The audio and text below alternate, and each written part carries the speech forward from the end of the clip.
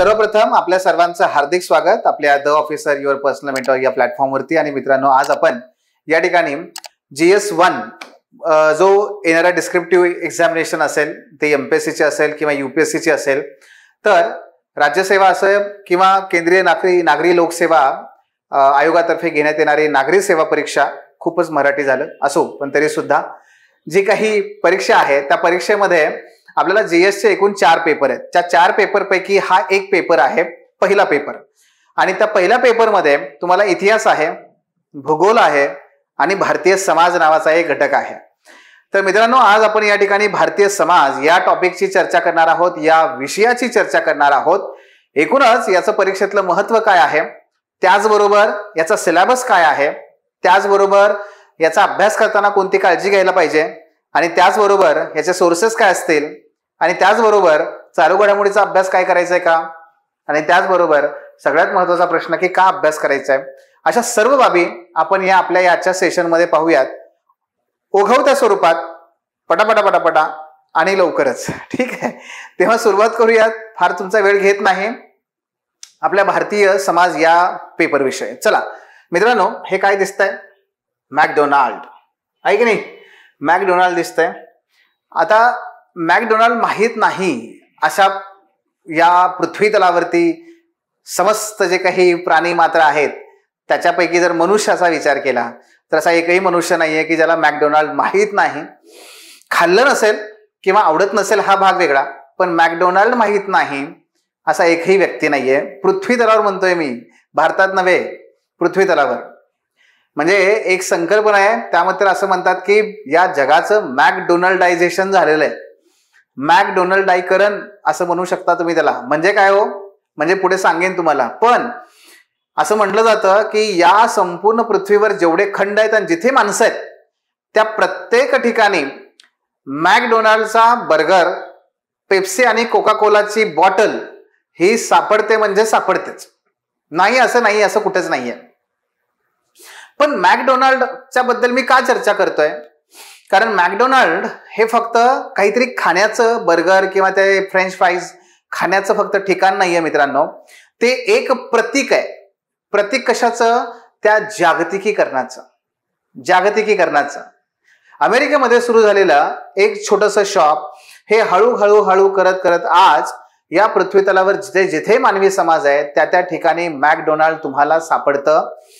आणि मॅकडोनाल्डचं वैशिष्ट्य असं आहे की तुम्ही कुठल्याही शॉपमध्ये जा, रेट सेम असतात आणि चव ही सुद्धा सेम असते, आणि ज्या वेळेत तुम्हाला ऑर्डर दिल्यानंतर ते मिळतं ना त्याची वेळ पण सेम असते। मित्रांनो, भारतामध्ये विशेषतः महाराष्ट्रामध्ये मॅकडोनाल्डचा बर्गर हा खाणे म्हणजे भारतामध्ये फारसं काही प्रचलित नव्हतं। आपलं म्हणजे काय खाद्य, आपला हॅमबर्गर म्हणजे काय हो, तर भारताचा, महाराष्ट्राचा बर्गर म्हणजे वडापाव। सुटलं का पाणी तोंडाला, हा, इकडे बघ, खाली बघू नको, हा, असं। तर हा जो काही वडापाव आहे तो खरं तर महाराष्ट्राचं खाद्य होतं, पण वडापाव ते मॅकडोनाल्ड हे काय दाखवतंय, हे दाखवतं जागतिकीकरणाचा प्रभाव। पोहे, खरं तर आपण गावाकडे बघितलं तर आपण न्याहारी काय करायचो, रात्रीची शिळ भाकरी आणि पिठलं ही आपली न्याहारी, पण नंतर आलो आपण ब्रेकफास्ट मध्ये आपण काय करायला लागलो, मग पोहे खायला लागलो, उपमा खायला लागलो, नाही का, शिरा खायला लागलो। त्याच्यानंतर आता आपण काय करतोय, ब्रेकफास्ट। मग ब्रेकफास्ट कडे अजून कुठे वळलो आपण, आणखी फास्ट। काय पाहिजे, आणखी फास्ट, बनवायला वेळ कुठे येते आणि बनवायला थांबायला वेळ कुठे कोणाकडे, आणखी फास्ट। आता फक्त फास्ट आहे काय, एक तर तुमच्याकडे कॉर्नफ्लेक्स असतात किंवा तुमच्याकडे ते काय म्हणतात त्याला, ते मुसळी असते, किंवा सरळ 2 मिनिट में मॅगी।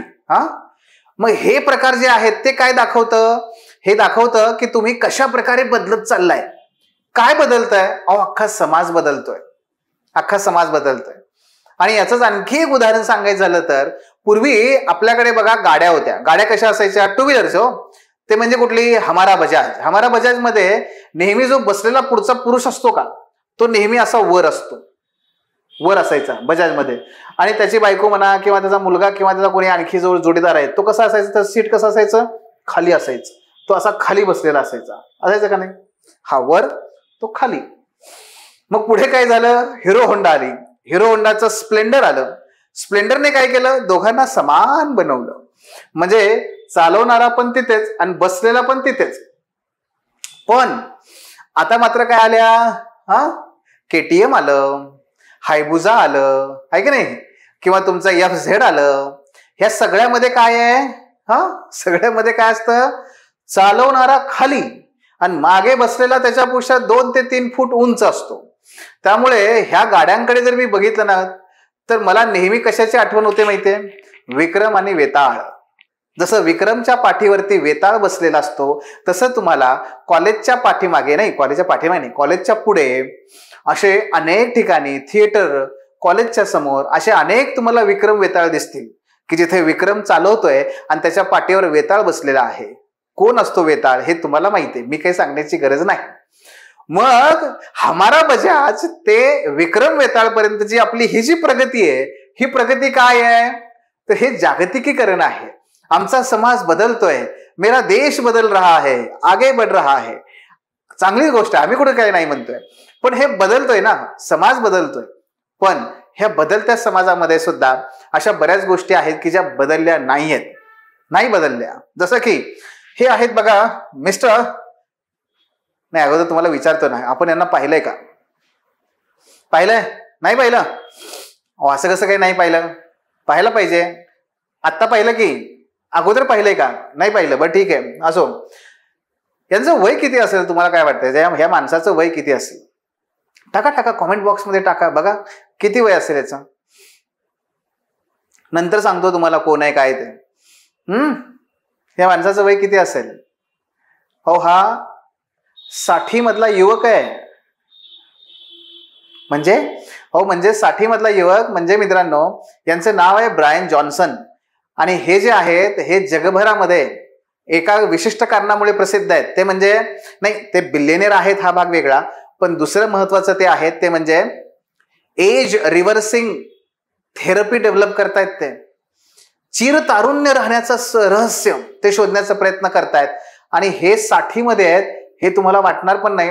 यांचा मुलगा जर बघितला तुम्ही तर तो मुलगा यांच्यापेक्षा जास्त वयस्कर दिसतो आणि हे मात्र आहे तिथेच आहे. अरे यांच्याबद्दल सांगायचं कारण काय, हे आले भारतात आले आणि एक प्रसिद्ध असे उद्योगपती आहेत, त्यांच्या एका पॉडकास्टमध्ये ते बसले आणि हार्डली 10-15 मिनिटं चर्चा केली का नाही, ते ताडकडून उठले आणि ते निघून गेले. निघून गेले. ते का निघून गेले? ते म्हणाले, अरे नाही बसू शकत मी इथे. पण का? एवढं प्रशस्त असा तो स्टुडिओ आहे, मस्तपैकी सगळ्या सुविधा आहेत, एवढा श्रीमंत असा तो उद्योगपती, त्याचं ते स्टुडिओ, आणि तुम्ही इथे का बसू शकत नाही? तो म्हणाला, अरे बघा ना इथल्या हवेची गुणवत्ता काय आहे. तो म्हणाला 130 आहे. मग 130 असलं म्हणून काय झालं? जसं की तुमच्या चेहऱ्यावरती हे 130 हवेची गुणवत्ता असली म्हणून उठायचं का? आणि 130 हवेची गुणवत्ता असते म्हणजे काय? हा जसा तुमच्या चेहऱ्यावरती भाव पडलाय, आरशात बघा थोडंसं, काय बघा नाही काय, म्हणजे तसं त्या पुढच्या उद्योगपतीला झालं. अरे पण म्हणजे काय, याच्यात उठून जायचं काय कारण आहे? तो म्हणाला, बेटे अरे 130 म्हणजे दररोज दिवसभरात तुम्ही 2 सिगारेट पिल्यासारखं असतं ते. म्हणजे 130 AQI एअर क्वालिटी इंडेक्स जर हवेचा असेल तर या अशा हवेमध्ये फुफ्फुसाचे आजार, फुफ्फुसाचा कॅन्सर, TB यासारखे आजार तर तुम्हाला जडणारच, पण त्याच्या पलीकडे तुमचं आयुर्मान जवळपास 6-7 वर्षांनी कमी होत जातं. आता हे सगळं ऐकल्यानंतर तो म्हणाला, ठीक आहे, हा माणूस गेला निघून.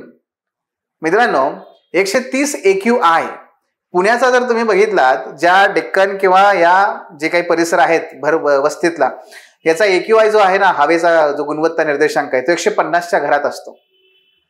किती? 150च्या घरात.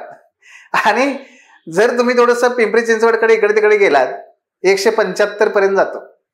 दिल्ली सारख्या भागात गेलात 250 पर्यंत जातो. आणि तरी आम्ही कसे आहे? निवांत आहे. पण हे काय आहे? हे काय दाखवत आहे? हे दाखवत आहे आमच्या नागरीकरणाची गुणवत्ता कशी आहे, आमचं नागरीकरण हे किती प्रश्नांनी ग्रस्त आहे. येते लक्षात तुमच्या हे सगळं? मला सांगायचं काय आहे, मला सांगायचं तुम्हाला हे आहे मित्रांनो, भारतीय समाजाची आपण चर्चा करतोय.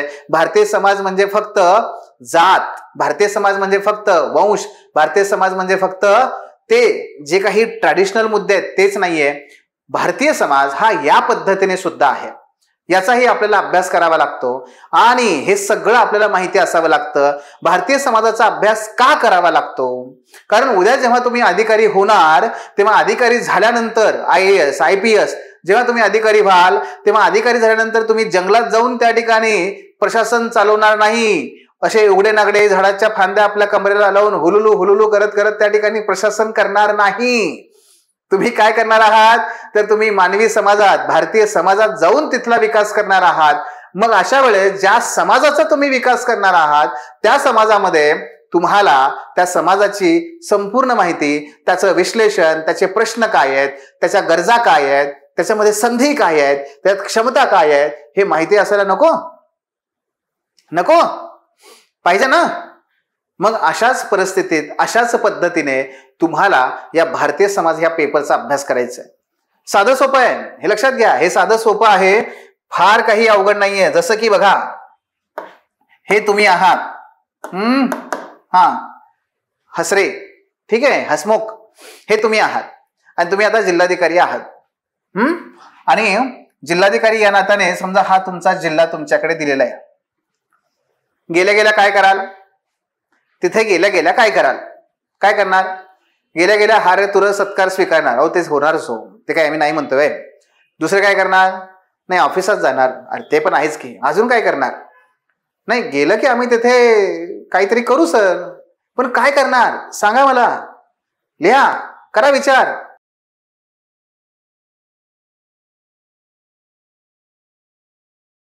त्याला विचार काय करणार आपण? निश्चितपणे जे तुमच्या मनात ते इथं फळ्यावरती, असं नाही. काय करणार आपण? तर आपण काय करायला पाहिजे? पहिलं सगळ्यात महत्वाचं म्हणजे सर मी तिथे गेल्यानंतर अगोदर मी तिथली भौगोलिक जी परिस्थिती आहे, भौगोलिक जी माहिती आहे, जी काही माहिती आहे ती मी माहिती अगोदर गोळा करेन. ती माहिती गोळा करण्याचा प्रयत्न करण्याचा, अभ्यास करण्याचा प्रयत्न करेन. मग त्याचाच एक भाग म्हणून मी काय करेन? त्याचाच एक भाग म्हणून मी तिथली लोकसंख्या समजून घेईन सर. मग लोकसंख्यामध्ये ना मी सर असंही करेन की तिथे बालकांची संख्या कशी आहे, प्रौढ किती आहेत, नाही का, त्यानंतर सर वृद्ध किती आहेत, मी हे समजून घेईन. बरं, त्याच्यामध्ये सर मी महिला किती आहेत, पुरुष कसे आहेत, त्यांची लोकसंख्या समजून घेईन सर. लोकसंख्येचाच एक घटक असतो सर साक्षरता, शिक्षण. सर मी ते पण समजून घेईन. या प्रत्येकाचा साक्षरता दर कसा आहे, शिक्षणाचा स्तर कसा आहे सर, मी हे पण समजून घेण्याचा प्रयत्न करेन. अरे वा, छान. सर मी आणखी एक समजून घेईन, ते म्हणजे या ठिकाणी जे सामाजिक गट आहेत ना, त्या सामाजिक गटांची कशी स्थिती आहे. बर, म्हणजे कुठले रे? म्हणजे सर हे असं की इथे SC पॉप्युलेशन किती आहे, ST समुदाय काही आहे का, या ठिकाणी सर काही VJNT म्हणजे भटक्या विमुक्त जाती जमाती आहेत का, हे पण मी पाहीन सर. आणि OBC किंवा जे काही अशी परिस्थिती आहे तर तेही मी सर समजून घेईन. ओके, बर, गुड, चालेल, छान.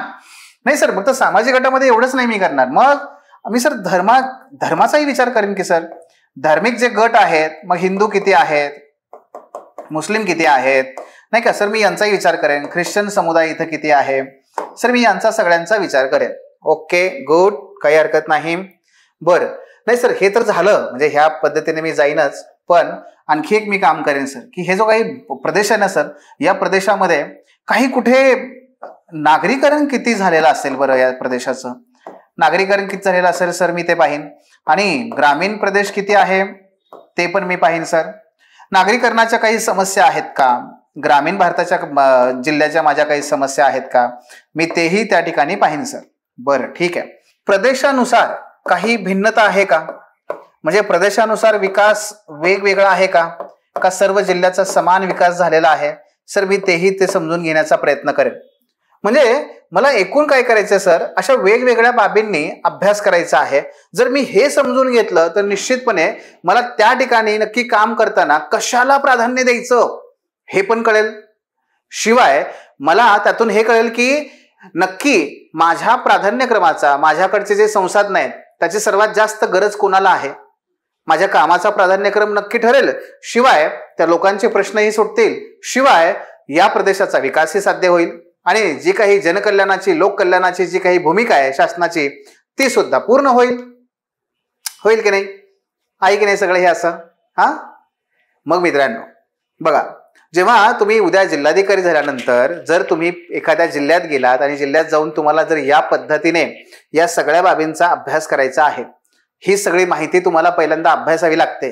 त्यासाठी सुट्टी मिळत नाही. तुमचं काम करत करत तुम्हाला हे सगळं अभ्यासावं लागतं. ब्रीफिंग करणारे तुमचे अधिकारी असतात, अधीनस्थ अधिकारी असतात, ते तुम्हाला सगळी माहिती देतात, त्यामुळे फार वेळ लागत नाही.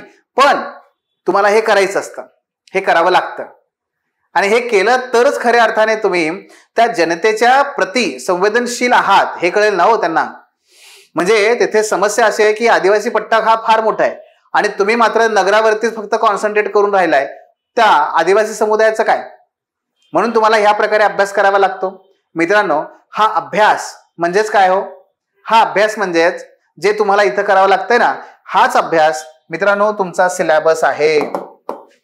आपल्या भारतीय समाजाचा जो अभ्यासक्रम आहे ना, तो अभ्यासक्रम म्हणजे जे तुम्ही जिल्हाधिकारी म्हणून एखाद्या जिल्ह्यात जेव्हा जाल तिथे जे कराल तेच तुमच्या GS पेपर 1 आणि त्यात इंडियन सोसायटी याच्यामध्ये अभ्यासक्रम म्हणून दिलेला आहे. फक्त आत्ता परीक्षेकरिता आपल्याला जो अभ्यास करायचा आहे ना, तो भारतभराचा करायचा आहे. उद्या जिल्हाधिकारी म्हणून गेल्यानंतर तुम्हाला फक्त तुमच्या जिल्ह्याचा आहे, पण आता सिलेबसमध्ये कसं आहे, संपूर्ण भारत आहे आणि महाराष्ट्र आहे. त्यानुसार तुम्हाला त्याचा अभ्यास करायचा आहे.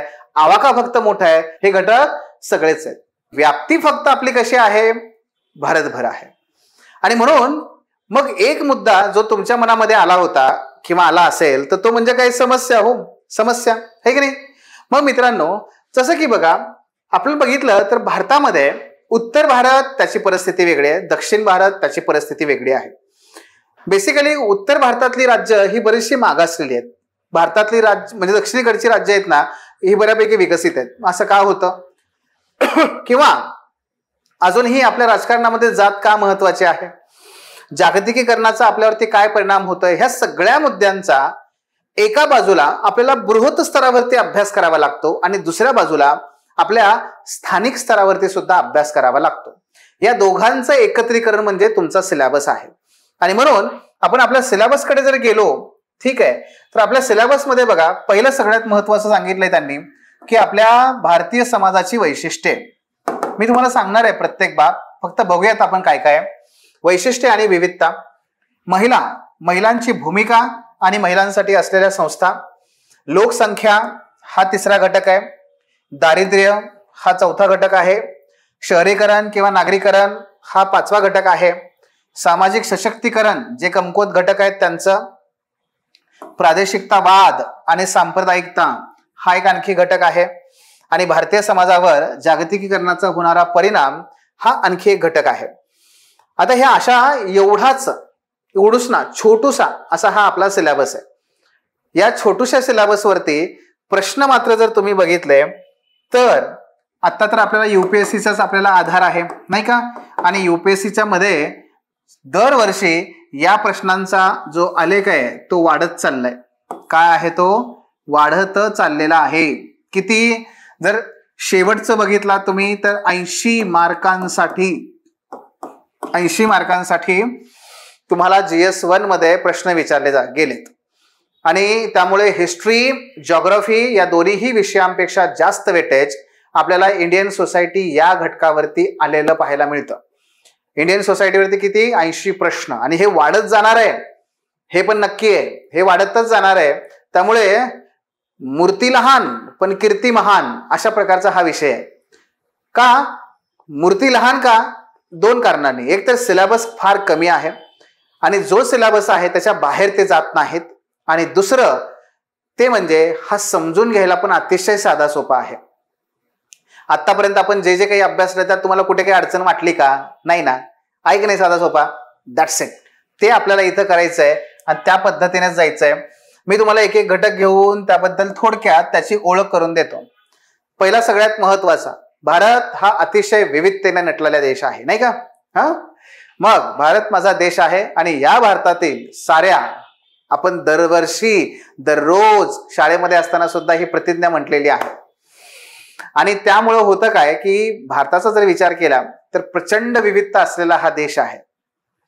म्हणजे भाषेची विविधता म्हणू नका, धर्माची विविधता म्हणू नका, जातीची विविधता म्हणू नका, खानपान पद्धतीची विविधता म्हणू नका, प्रचंड हर एक प्रकारची विविधता असलेला हा देश आहे. पण एवढी विविधता असून सुद्धा या देशाबद्दल नेहमीच परकीयांना, पाश्चात्यांना, पौर्वात्यांना, इतर लोकांना नेहमी एका गोष्टीचं कुतूहल नेहमी वाटलेलं आहे. कुतूहल नेहमी वाटलेलं आहे. एक उदाहरण सांगतो. म्हणजे झालं असं की दिल्लीमध्ये एक उच्च पदस्थ अशी एक पार्टी होती, पार्टी खाण्यापिण्याची. आणि त्या पार्टीमध्ये भारताचे एक राजदूत होते, फार फेमस आहेत. आणि त्यांना त्या पार्टीमध्ये अमेरिकेच्या नाही ब्रिटनच्या एका राजदूताने आणि आलेल्या पाहुण्याने असं विचारलं की का हो तुमच्या भारतामध्ये सतत हिंसाचार होतो, सतत एवढ्या मोठ्या प्रमाणात ते विविधता आहे, जातीची धर्माची तेढ आम्हाला दिसते, एवढं प्रादेशिक विषमता आहे, हे सगळं आहे, पण तरी सुद्धा तुमचा देश कसा काय टिकून आहे? तुमच्या देशामध्ये अजूनही एकता कशी आहे? एका ऐतिहासिक अशा एका नेत्याने असं म्हटलं होतं की ते कोण होते? चर्चिल. ते म्हणाले होते की कुठला भारत देश, ॲटलींनी जेव्हा भारताला स्वातंत्र्य दिलं तेव्हा ते म्हणाले की कुठला भारत, ॲटली कुणाला देताय तुम्ही स्वातंत्र्य? भारत नावाचा देशच ह्या कुठे अस्तित्वात नाहीये. जर अस्तित्वात असेल तर ते मराठी आहे, गुजराती आहे, बेंगॉली आहे, तमिळी आहे, हिंदी आहे, ही लोक आहेत. ते हिंदू आहे, मुस्लिम आहे, ख्रिश्चन आहे, बौद्ध आहेत, ही लोक आहेत. भारत कुठे आहे? आणि हा भारत मुळात अस्तित्वात नाही, त्याला तू स्वातंत्र्य काय देतोयस? पण ते स्वातंत्र्य मिळालं आणि त्यांनी त्यावेळेस एक घोषणा अशी केली होती की ॲटली तू ज्याला भारत म्हणतोयस तो भारत नाहीये आणि मी तुला लिहून देतो पुढच्या 10 वर्षामध्ये ह्या भारताचे, ज्याला तू भारत म्हणतोयस, तुकडे तुकडे होतील आणि जर नाही झाले तर मी मिशा अर्ध्या काढून देतो तुला. मुळात चर्चिलला मिशा नव्हत्या, हा भाग वेगळा, पण असो, हाच चर्चिल असते तर आपण अगदी आत्मस्वाभिमानाने त्यांच्याकडे पत्र पाठवलं असतं की चर्चिल बघा 75 वर्षानंतर सुद्धा हा भारत अजूनही एकच आहे आणि भारत काय आहे हे तुम्हाला आता समजत असेल. पण नुसती आत्मप्रौढी नाही याच्यामध्ये, तर भारत हा असा कसा टिकून राहिला, भारत हा एक कसा राहिला इतक्या फुटीरतावादाच्या चळवळी, इतक्या प्रादेशिक विषमतेच्या चळवळी, इतकी विषमता, इतके प्रश्न असताना सुद्धा भारत एक कसा काय, हे तुम्हाला अभ्यासायचं आहे. या पहिल्या टॉपिकमध्ये आपल्या विविधतेमध्ये सुद्धा एकता कशी टिकून आहे. मग त्याची ऐतिहासिक कारण आहे, त्याची भौगोलिक कारण आहे, त्याची आर्थिक कारण आहे, त्याची राजकीय कारण आहेत, अनेक प्रकारची कारणं सुद्धा आहेत. पण नक्की कोणती कारण आहेत? मान्सून, या मान्सूनची याच्यामध्ये काय भूमिका आहे? आपली धर्म तीर्थक्षेत्र याची काय भूमिका आहे? महाकुंभमध्ये आज जवळपास 60 कोटीपेक्षा जास्त लोक आंघोळ करून आले. आंघोळीचं एवढं महत्व जगात तुम्ही कुठे बघितलंय का? म्हणजेच काय की अशा पद्धतीने स्नान म्हणतात हो सर त्याला, हो स्नान स्नान स्नान, एवढं त्याला महत्व कुठे बघितलं का तुम्ही? मग अशा प्रकारचं महत्व असलेला हा देश, पण त्याच्यामध्ये एकता टिकवून ठेवण्याची यांची भूमिका काय, त्या सर्वांचा अभ्यास आपल्याला यात करायचा आहे. की भाषेमध्ये विविधता असताना आम्ही एक कसे काय, प्रदेशामध्ये विविधता असताना आम्ही एक कसे काय. ठीक आहे, हा झाला पहिला मुद्दा. दुसरा, महिलांची भूमिका आणि महिला संघटन. आमच्या देशाची अर्धी लोकसंख्या ती म्हणजे आमच्या महिला, आणि या महिलांचा इतिहास, भूगोल, समाज, राज्य, सगळ्या घटकामध्ये वावर तेवढाच महत्वाचा आहे. भारताचा आपण जर विचार केला तर भारतामध्ये पितृसत्ता आहे. या पितृसत्तेने अनेक प्रश्न उपस्थित केले महिलांच्या समोर, आणि याच पितृसत्तेच्या जोखडातून, ब्राह्मणी पितृसत्तेतून महिलांना सोडवण्याचा प्रयत्न राजाराम मोहन रॉय पासून ते महात्मा ज्योतिबा फुले, ते गांधीजी, ते आंबेडकर, ते अशा अनेक लोकांनी केलेला आहे. पण त्याच्यामध्ये महिलांच्या काही स्वतःच्या भूमिका आहेत का? हे झाले सगळे पुरुष मंडळी. पण पुरुषांनी महिलांना म्हणावं मैं हूं ना आणि त्या महिलांना बाहेर सोडवावं, हे झाला एक भाग. पण महिलांनाच ह्या पुरुषांनी काही सक्षम बनवलंय का? जसं ज्योतिबा फुले यांनी मा सावित्रीबाई यांना त्या ठिकाणी बनवलं होतं. मग महिलांनी महिलांसाठी काही चळवळी उभ्या केल्यात का? त्या कोणत्या? या चळवळी जागतिक स्तरावरचा स्त्रीवाद, फेमिनिझम या संदर्भात त्या काय बोलतात, त्या या चळवळीमध्ये कशा प्रकारची भूमिका निभावतात, आज महिला चळवळी आहेत का, आणि जर असतील तर त्या कोणत्या मुद्द्यांभोवती फिरतायत, ह्या सगळ्या बाबी आपल्याला अभ्यासायच्या आहेत त्या या घटकामध्ये. आणि चालू घडामोडींचा सतत विचार करायचाच असतो, जसं की आता 33% आरक्षण दिलेलंच आहे त्याचा. त्याचबरोबर पुढे आहे लोकसंख्या. मग लोकसंख्येबाबत तर बरेच मुद्दे आहेत. भारत हा तरुणांचा देश आहे, थोड्याच काळामध्ये तो वृद्धांचा पण देश बनेल. नाही, थोड्याच म्हणजे काय, जवळपास 2040-50 नंतर. पण आज तरुणांचा देश असलेला भारत हा असंख्य अशा प्रकारच्या क्षमता घेऊन उभा आहे. असंख्य असं पोटेन्शियल असलेला आमचा हा तरुण वर्ग, त्याचे हात असे शिवशिवत आहेत. कशासाठी? काम करण्यासाठी. पण जर त्याच्या हाताला काम नाही मिळालं तर त्याचे जे हात शिवशिवणारे आहेत ते कशाला शिवतील? दगडांना शिवतील, दगड मातीला शिवतील, आणि मग ते दगडफेक करायला कमी करत नाहीत. आणि म्हणून एका बाजूला हा तरुणांचा देश ज्याच्यामध्ये प्रचंड क्षमता आहे, जर त्याचा उपयोग नाही करून घेता आला तर त्याचा निश्चितपणे आपल्याला फार मोठा चॅलेंज म्हणून आव्हान आपल्या समोर उभा राहील. मग हे कसं करायचं?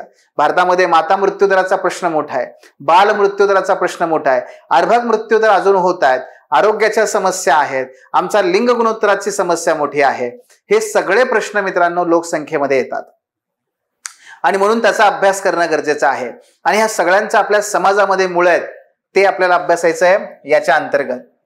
त्यानंतर आपल्या सर्वांचा आवडता असा प्रश्न गरिबी, दारिद्र्य, नाही का? मग ह्या दारिद्र्याचं काय करायचं?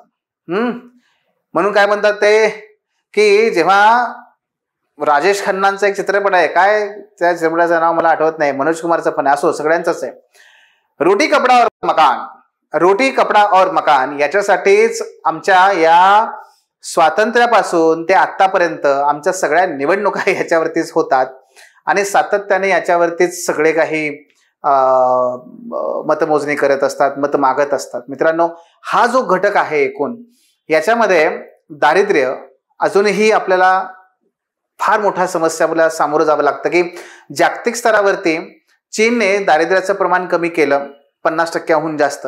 आता आपल्या खांद्यावर ही जबाबदारी आहे की आपल्याला दारिद्र्याचं प्रमाण कमी करावं लागेल, दारिद्र्यातून देशाला बाहेर काढावं लागेल.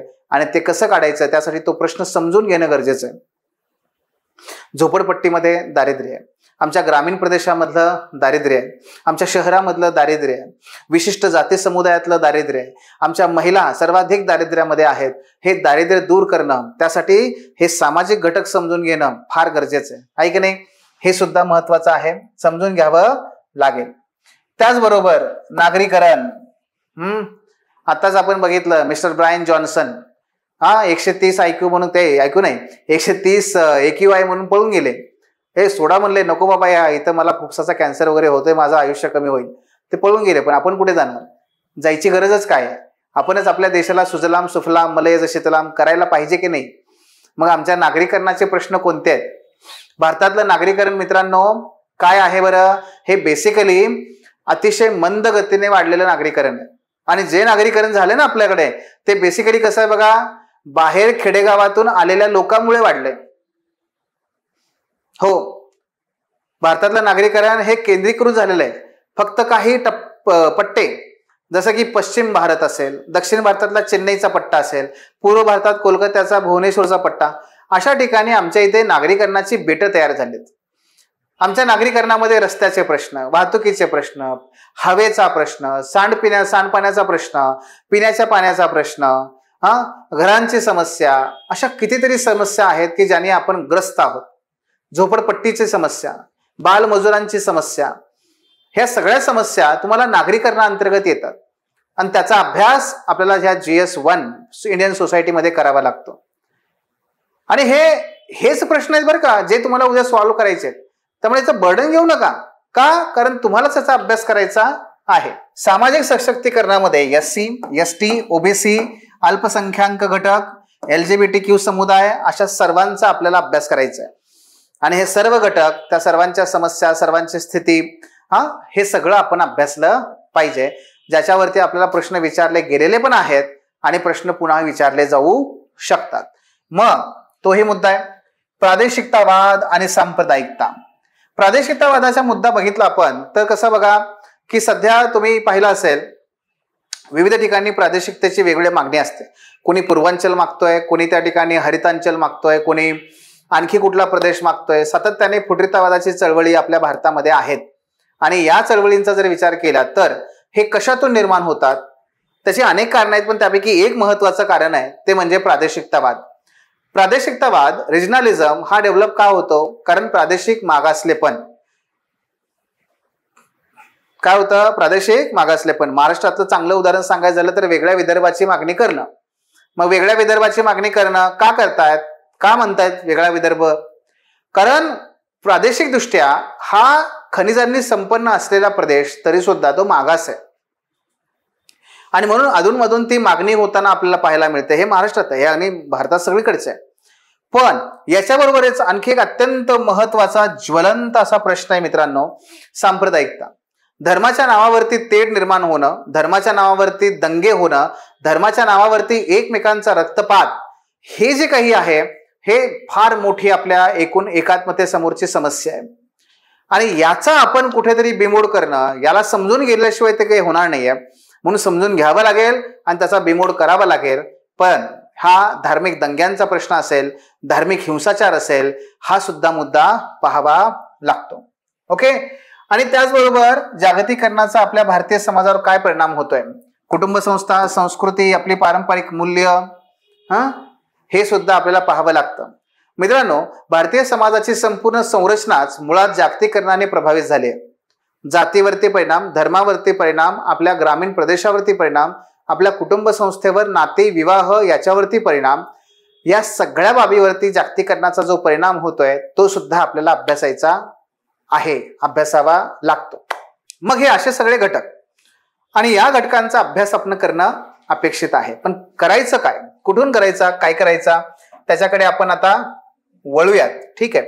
पण त्याच्याकडे वळण्याच्या अगोदर जी पुढची दिशा आहे जी मला तुम्हाला सांगायची आहे, ती पुढची दिशा काय आहे की GS1 मधल्या या इंडियन सोसायटी या घटकाचा मित्रांनो तुम्ही जर अभ्यास अतिशय छान केला, चांगल्या पद्धतीने केला तर केवळ इथे 80 मार्कालाच हा फायदा होईल असं नाही, तर नीतिशास्त्र आणि निबंध या दोन्ही पेपरमध्ये पुढे याचा प्रचंड फायदा होतो. कारण जे जे काही घटक आपण आता पाहिले ना, ह्या सर्व घटकांवरती निबंध येऊन गेलेले आहेत का नाही बघा, तुम्ही मागे पेपर बघा. आणि हेच घटक सगळे तुम्हाला आहेत नीतिशास्त्रामध्ये, तिथे सुद्धा तुम्हाला ह्याचा फायदा प्रचंड होतो. आणि त्यामुळे एका ठिकाणी पेरणी आहे, अनेक ठिकाणी तुम्हाला त्याचं उत्पादन आहे, उत्पन्न आहे. ओके. सो असा हा एकूण घटक आहे. मुलाखतीमध्ये याच्यावरती प्रश्न हमखास असणारच आहे. सो एका ठिकाणी आपल्याला गुंतवणूक करायची आहे, अनेक ठिकाणी त्याचे बेनिफिट्स आहेत.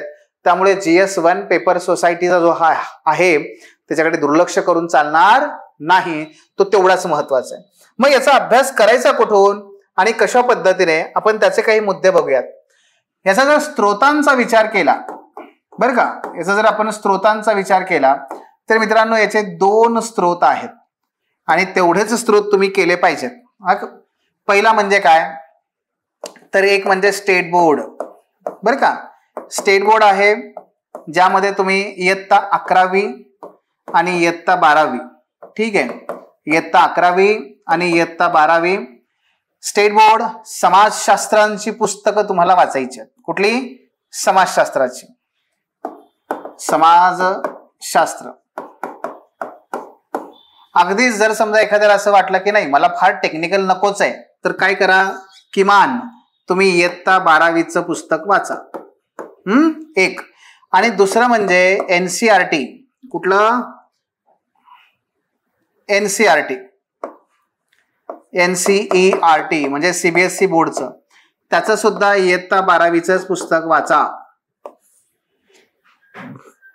एवढंच चांगलं करायचं आहे, एवढंच. पण याला जोड द्यायचे ती म्हणजे आपल्या क्लास नोट्सची. ती म्हणजे काय, आपल्या क्लास नोट्सची याला जोड द्यायची आणि त्यानुसार याची तयारी करायची. एवढंच करा, याच्या पलीकडे काही करण्याची गरज नाही. कारण स्टेट बोर्ड आणि NCERT मधून तुमची बैठक, कॉन्सेप्च्युअल क्लॅरिटी सगळी क्लिअर होते. आपल्या लेक्चर मधून पण ती होतेच, पण त्याचबरोबर क्लास नोट्स जे आहेत, या क्लास नोट्स मधून तुम्हाला जो काही कंटेंट पाहिजे, जे तुम्हाला वेगळ्या प्रकारचे त्यात मुद्दे, केस स्टडी पाहिजे, हे सगळं तुम्हाला त्यातून मिळतं. एवढंच करायचं, याच्या पलीकडे काही करण्याची गरज लागणार नाही. ज्याच्यामध्ये तुम्हाला सगळे PYQ असतील, तुमचे जे काही मुद्दे, जे प्रश्न असतात, त्या प्रश्नांची सर्वांगीण अशा प्रकारची तयारी या दोघातून होते. तरी सुद्धा मराठीत तुम्हाला काही वाचायचं असेल तर निश्चितपणे आपले जे काही व्हॉट्सअप नंबर आहेत त्याच्यावरती मेसेज टाका. तुम्हाला त्याची अशी भली मोठी यादी त्या ठिकाणी मी देऊ शकतो. ज्याला कुणाला पुस्तकं वाचायची असतील, संदर्भ ग्रंथ, निवांत वाचा जर वेळ असेल तर. नसेल, एवढं केलं ना दोन्ही गोष्टी, तरी सुद्धा हे इनफ आहे, काही करण्याची गरज नाहीये. ओके, सो हा मुद्दा आहे. आणि याच्यासोबत चालू घडामोडी हे तर काही म्हणजे सांगण्याची गरज नाहीये. दररोजच्या न्यूजपेपर मधून आपल्याला सातत्याने वेगवेगळ्या प्रकारच्या बातम्या वाचायला मिळतात. त्याची जोड तुम्ही द्या, त्यात काही म्हणजे वावगं नाहीये, ते केलंच पाहिजे. ओके, म्हणून मी काय म्हणतोय बघा, की मर्यादित स्त्रोतांवर भर द्या, जास्तीत जास्त लिहिण्याचा सराव करा, संकल्पना समजून घ्या आणि त्याला चालू घडामोडींशी जोडायचंय. शक्य त्या ठिकाणी आकडेवारी, अहवाल, आकृत्या यांचा वापर करायचा आहे, बरं का. जसं की समजा तुम्हाला असं विचारलं की महिलांचं रोजगारामधलं सहभागित्व कमी का होत चाललंय किंवा का वाढत नाहीये, का त्याचा परिणाम दारिद्र्यावर होतोय, कसा होतोय, तर नुसतं म्हणून चालणार नाही ना की आमच्या भारतातल्या महिलांचं प्रमाण लईच कमी आहे. हे लईच कमी आहे, लईचला काही कुठे व्हॅल्यू नसतं. ते सांगावं लागतं की भारतामध्ये श्रमशक्तीमध्ये फक्त 37% आमच्या महिलांचा सहभाग आहे. तर काय होतं, त्याला वेटेज येतं. दारिद्र्य, लय गरिबी आहे, लईला काही शब्द काही अर्थ नसतो. सांगावं लागतं एक्झॅक्ट किती गरिबी आहे, नागरिक भागात किती आहे, ग्रामीण भागात किती आहे, हे सांगावं लागतं. या पद्धतीने म्हणून आपल्याला आकडेवारी, आकृत्या, चार्ट, मॅप या सगळ्यांचा याच्यामध्ये उपयोग करता येतो. सो एक महत्वाचं काय सांगितलं, मर्यादित स्त्रोतांवर भर द्या, जास्तीत जास्त रिव्हिजन करा. 2, भरपूर आन्सर रायटिंगचा प्रॅक्टिस करा. 3, संकल्पनांवर भर द्या, त्याला चालू घडामोडींशी जोडा. आणि 5, ते म्हणजे आकृत्या, आकडेवारी, माहिती, अहवाल, काही नाविन्यपूर्ण बाबी या गोळा करण्याचा प्रयत्न करा सिलेबसच्या टॉपिकनुसार. ओके मित्रांनो, या पद्धतीने जर आपण गेलो तर डेफिनेटली आपल्याला काय होईल, या विषयावरती खूप चांगली कमांड आपल्याला मिळवता येईल. ओके, फार काही याच्यात अवघड नाहीये, पण सातत्य, निष्ठा आणि त्याचबरोबर योग्य मार्गदर्शन जर असेल तर डेफिनेटली तुम्हाला यश मिळू शकतं. या परीक्षेमध्ये फक्त GS1 सोसायटीमध्येच नाही तर सोसायटी, एथिक्स, एसे या तिन्ही पेपरमध्ये आणि पुढे मुलाखतीमध्ये खूप चांगला परफॉर्मन्स देऊ शकाल. आमच्या नेहमीच तुम्हाला शुभेच्छा राहिलेल्या आहेत. त्याचबरोबर तुम्हाला कुठल्याही प्रकारची मदत, काही आवश्यकता असेल तर आम्ही सदैव आहोत. दिलेले फोन नंबर्स तुमच्याकडे आहेतच, ठीक आहे, तर त्याच्यावरती संपर्क तुम्ही साधू शकता. The officer your personal mentor चॅनलच्या नवनवीन अपडेटसाठी चॅनलला लाईक, सबस्क्राईब आणि शेअर करा. थँक्यू.